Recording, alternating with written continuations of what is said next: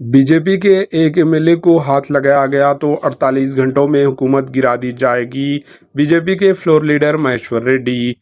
BJP के कायदे मुखनिना महेश्वर रेड्डी ने वजीर सिनेमाटोग्राफी कोमटिरेड्डी वेंकट रेड्डी को जवाब दिया। कोमटिरेड्डी वेंकट रेड्डी ने यह तबसरा किया था कि बीजेपी अरकान असम्बली कांग्रेस पार्टी में शामिल होने के लिए तैयार हैं। महेश्वर रेड्डी ने इनके तबसरों का जवाब सनसनीखेज तबसरे की शक्ल में दिया। अगर बीजेपी के एक एमएलए को हाथ लगाया गया तो 48 घंटों के अंदर रियासत तेलंगाना में कांग्रेस की हुकूमत गिरा दी जाएगी। महेश्वर रेड्डी ने कहा कि तेलंगाना के वज़रा बीजेपी हाईकमान से राब्ते में हैं। इन्होंने मजीद कहा कि कोमटिरेड्डी वेंकट रेड्डी सिमात 5 वज़रा ने बीजेपी हाईकमान से मशवरात की थी।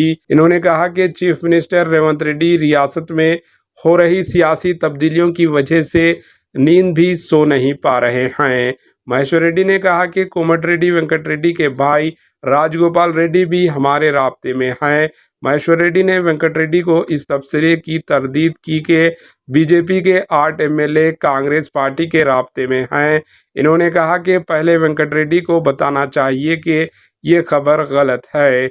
इनके छोटे भाई राजगोपाल रेड्डी का बीजेपी हाईकमान से राब्ता है या नहीं। Bureau report AHN news.